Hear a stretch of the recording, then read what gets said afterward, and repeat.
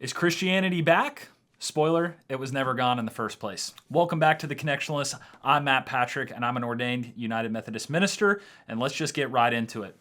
I'll put it straight. So the numbers around Christianity in the United States, they've been doing something recently that they haven't done really since we've started measuring them at a high level of detail.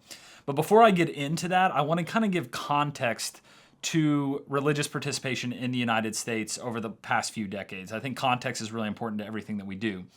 So, right after the Second World War, the United States experienced a post-war boom in religious participation, which is really understandable because if you think about it, you have all these men and women who go off to Europe, and most of the men who were in combat, they have kind of this apocalyptic experience in Europe, and then they come back, and it's kind of this post-war boom economically in the United States, and there's a lot of technological development going on, and church attendance comes alongside of that. And so in the post-war era, church grows really fast in the late 40s and in the 1950s and in the 1960s, but then something happens in the late 1960s where we start to see this decline in religious participation in Christianity in the United States.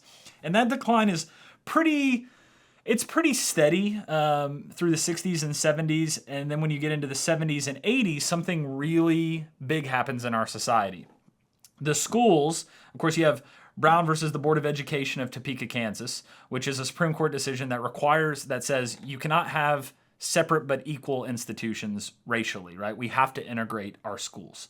And so schools start to integrate in the 60s and 70s, and the neighborhoods change, right? So you have the schools integrating, and white people in the United States start to go out to the suburbs. We call that commonly in sociology, we call that white flight, right? And so all of a sudden the neighborhood changes in most cities, and they start to look different. They start to look more racially diverse. And a lot of these churches that were in these neighborhoods, they do not adapt to the changing demographics and culture around them. And so in the 1970s and in the 1980s, the decline in churches speeds up very quickly.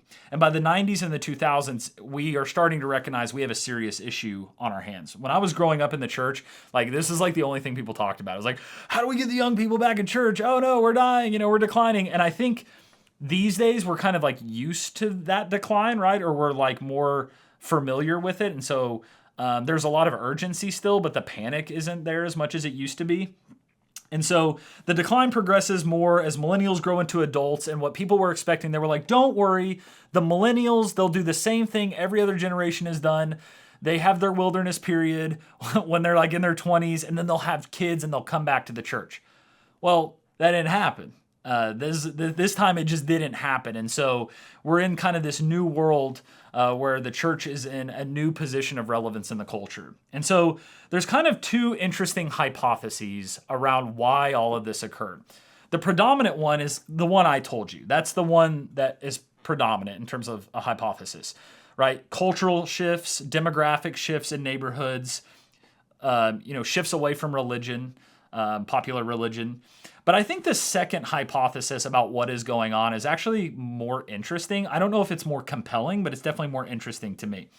And it's this idea that the decline of religious participation in America is actually not a decline, it's a return to the average. It's a return to the mean from this kind of anomaly post-war boom era where religious participation was at a super all-time high or whatever. And so it's coming back down to its normal kind of level, which I think is really interesting. And it's also backed up by some research. And so I did some research about this. One of the books that talks about this is called One Nation Under God by Kevin Kruse. And the hypothesis of the book is that how the post-war religious movement was actually heavily influenced by corporate America, which I think is super interesting.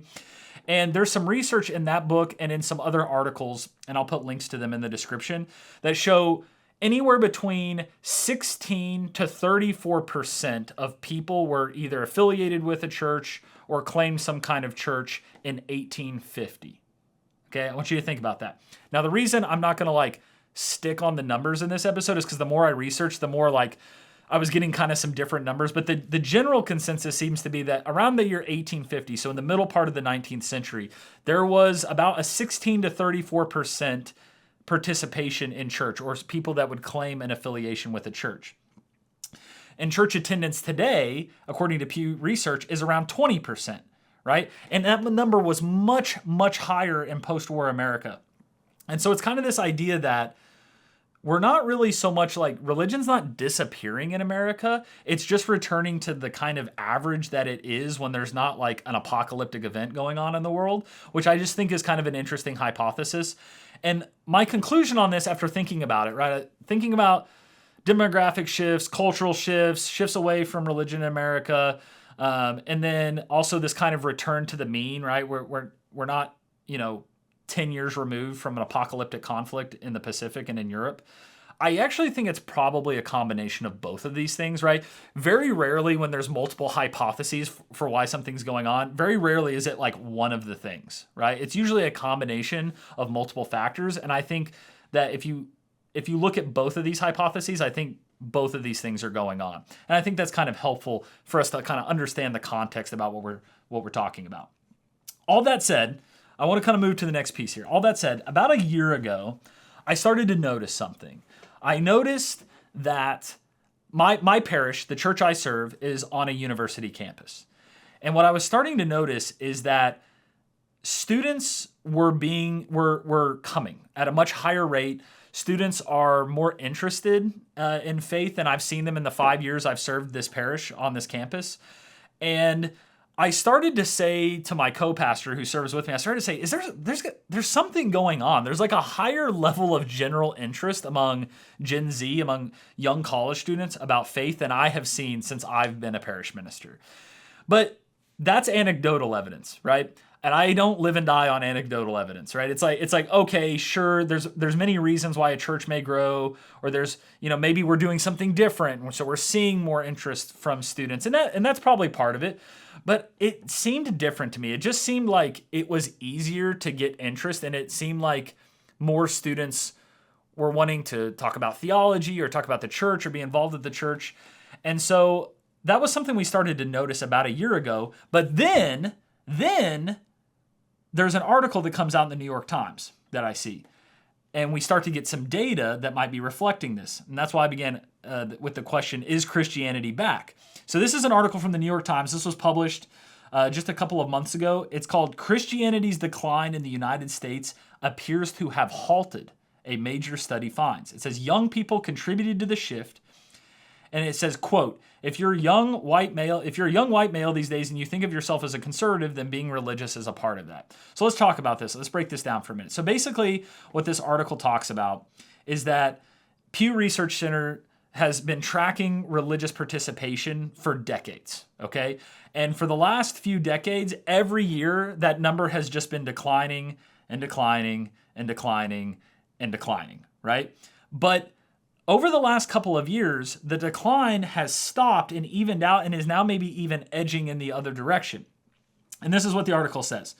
It says, after years of decline, the Christian population in the United States has been stable for several years, a shift fueled in part by young adults. According to a new major survey from the Pew Research Center, and the number of religiously unaffiliated Americans, which has grown steadily, has also leveled off. So you have religious participation increasing, and the amount of people who say they're religiously unaffiliated is not going up anymore. It's leveling off, which is interesting.